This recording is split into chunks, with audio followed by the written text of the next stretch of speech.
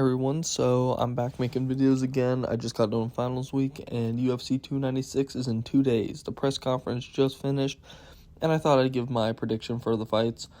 So first up, I wanted to talk about, the opening. We're going to go over the main card, but the opening fight is Josh Emmett versus Bryce Mitchell.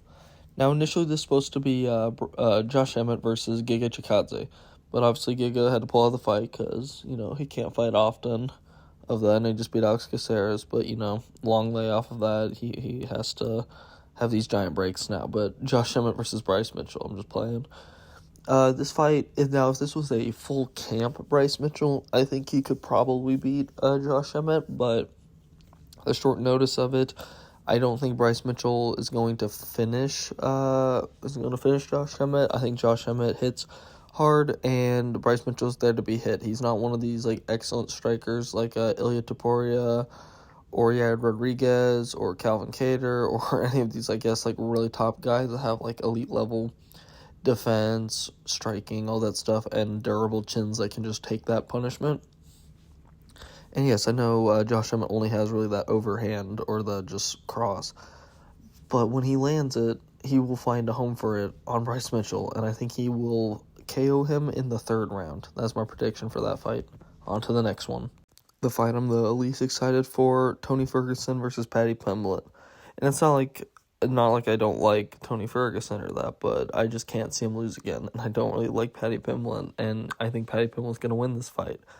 And it's a lose-lose situation for me because if Paddy wins, that's another win for him. He beats up a fan-favorite fighter, and it's just really annoying. But if Tony wins, then he's not going to retire. He's going to end up losing to another guy and then take even more head trauma. It's going to be even sad. We're going to get our hopes up because he's not going to retire if he wins. He's probably not going to retire if he loses this.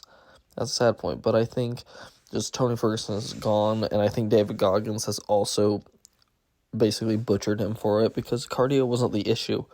It was how much damage he's taken, the fact that he's not agile enough and all that stuff to be able to, or strong enough to basically muscle people, take this punishment, and just go very unorthodox. So I think that's the big problem he's going to have. And I think he's just going to be so overworked that Paddy Pimblett's going to submit him in the second round is what my prediction is. On to the next one. Shavkat Rakhmonov versus Stephen Wonderboy Thompson. I'm going to have to go Shavkat Rakhmonov, and I'm going by second round rear naked choke. I know it's the same thing as what I said last time, but I think it's just going to happen. Now, for Shavkat, I've at least known who he is since his Michel Prazeres fight on the Volkov versus Gone card, because that was around the time I was starting to get into the UFC, and I kept seeing posts about him because of his hat, his undefeated record, and his 100% finish rate, so it always kept in my mind, and then after a while, I was like, well, where is this guy? And he comes back, he gets that spinning, heel hook kick on the Strickland versus, Hermanson card. He gets the win over Neil Magny. He gets the win over Jeff Neal.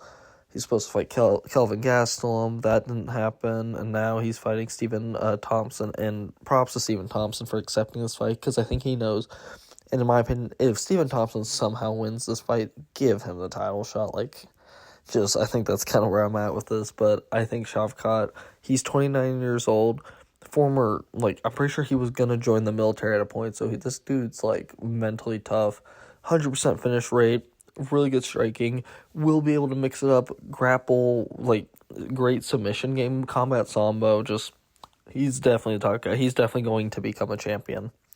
That's my prediction. And next up, Alexander Pantoja versus Brandon Royval 2. Now, this fight, I know a lot of people are kind of forgetting about it, but I'm excited for this fight because I think Pantoja is pretty interesting.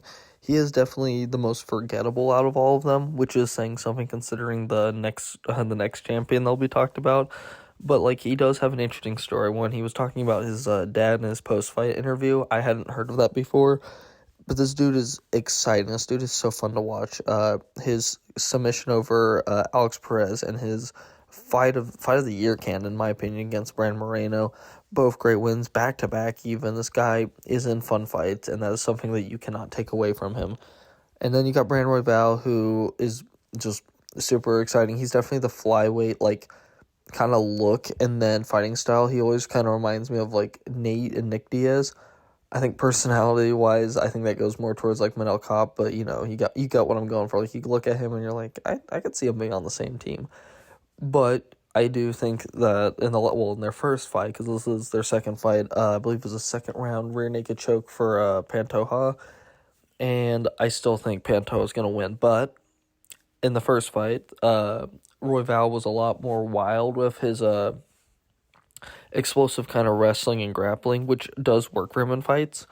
But against Pantoja, who is, if he has a hold of you, he's definitely not going to let go. And I think that's what helped him against Brand Moreno, because he was on, even though when he was on his back, he was just throwing strikes from there just to get damage going and just to put strikes on the board. With that, he lashed up against Alex Pereira, not Alex Pereira. If he did that'd be crazy. Against Alex Perez, he lashed up, I believe, a guillotine in first round. Crazy performance of the night bonus of that. I think Brandon Royval is going to be more hesitant for his grappling thing, which will make him last longer in the fight, but it will take away the threat for Pantoja. So I'm thinking a fourth round submission for Pantoja. I think he's going to win again. I think he is going to finish him, get the submission, but it's going to be a lot more, I'm trying to think, it's going to be a lot closer, but you're never going to feel like Royval is going to win the fight because he's taken away his like explosive grappling because he doesn't want to get finished early on, if that makes sense.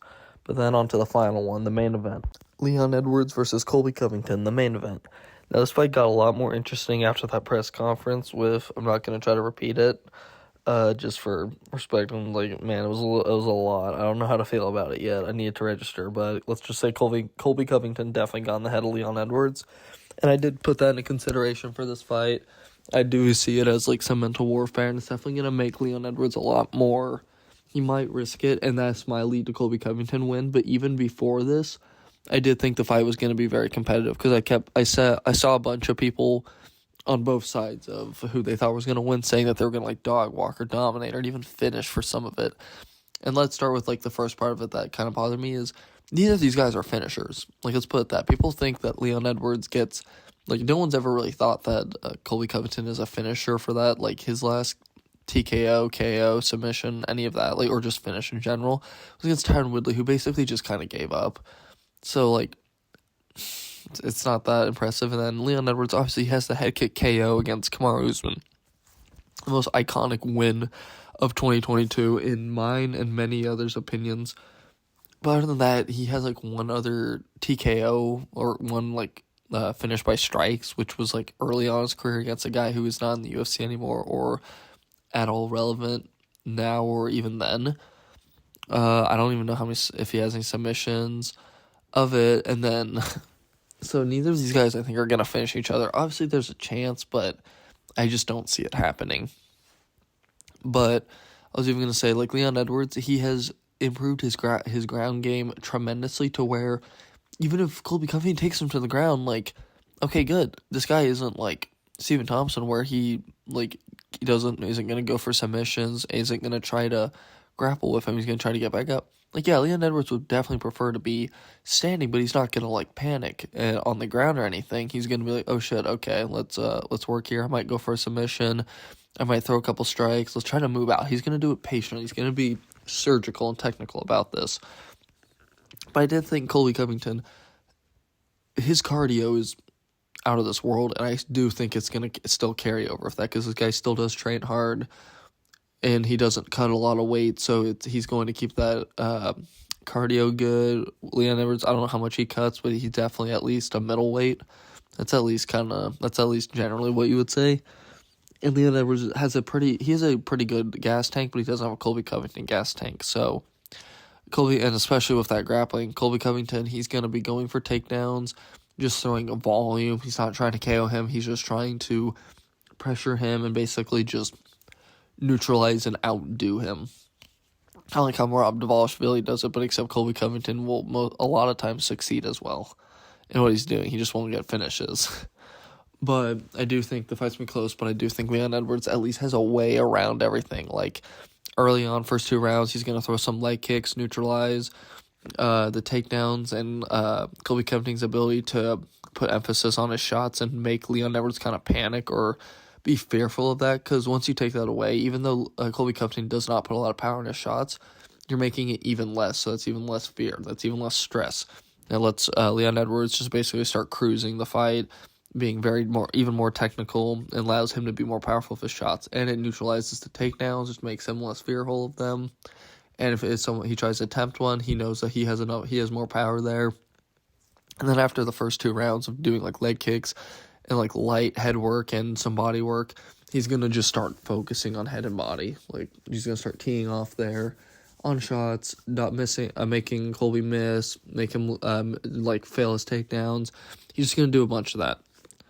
But I did think that there's going to be those rounds where Leon Edwards has to basically give because of the takedowns. Like, he's definitely probably going to land some. He's probably going to give up the first or second round. I know he's at least probably going to do that. My guess would probably be the first round just because he's going to be going for the leg kick, so he needs to start weakening him a bit, but going to let Colby Covington kind of have those just so he doesn't have to like put all his pressure onto that, because it's investment shots. That's the entire purpose of it, is for later on. You're not really trying to, very rarely do you get like leg kick finishes. We're not Jonathan Martinez or Jose Aldo, I guess, or Edson Barboza, but you got my idea of that. It's to weaken them. It's their investment shots because it'll come back later. And I think that's definitely going to be the key factors, leg kicks. Because leg kicks is probably the scariest thing for a wrestler. So that's just my opinion on that fight, but it's definitely close. I think it's going to be 3 rounds to 2, Leon Edwards for that. But I am excited for this fight. And just to add a bit extra, who do I think Leon Edwards or Colby Covington are going to fight? Because I do think Colby Covington can win. I think it has to be Bilal Muhammad. I know Shavkat, he's fighting on his card. He's on a good win streak of that. He's in the top 10. He might be in the top. He might be number 6 or might be number 5. I don't know which one. But you gotta give it to Bilal Muhammad. I know like MMA Guru and a bunch of these other guys are like, oh, he shouldn't get the title shot.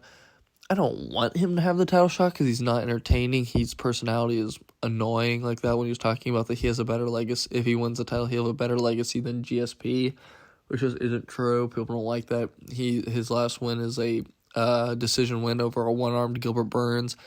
Don't know why people are acting like that's his fault at all. Like that part's that's just kind of annoying, but that's just not how it is. Of that, he was promised a title shot. If he did it, he's gonna be a backup for this card anyway. So he's gonna have to be, in my opinion, because that's what happened for Colby Covington. I know Colby Covington was saying that he wasn't gonna give Bilal Muhammad that title shot. I think if Colby wins, you can put some political tension behind that of the U.S. and those like more Middle Eastern countries of that, but the UFC is gonna avoid that, which might be for the best, honestly. You get that, you get Leon Edwards, you have the narrative how the first fight was a no contest, eye poke, but you want to finish that, you want to resolve that for a lot of people. So I just think that's what's gonna be next fight. But they might skip Bilal Muhammad and try to get him to where he's even older, because he's like 35, so it's like now or never for him, and that's what sucks.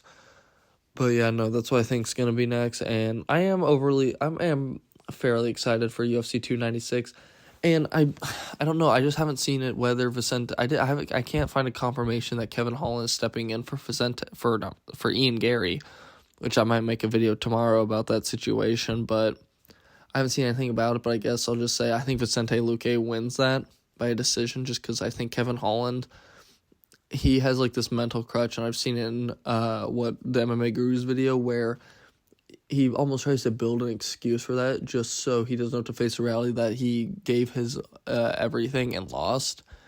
If that makes sense, watch MMA Guru's video. It's a lot better. I think Vicente Luque, better training camp for that, was preparing for a striker. Kevin Holland is primarily a striker. I think that would just be a Vicente Luque win. I think by a decision. I think Kevin Holland can avoid getting finished. But yeah, no, those are my predictions for UFC 296. I'm excited. Last card of the year. It's been a pretty good year with some crazy upsets. We might see another one. All right, bye.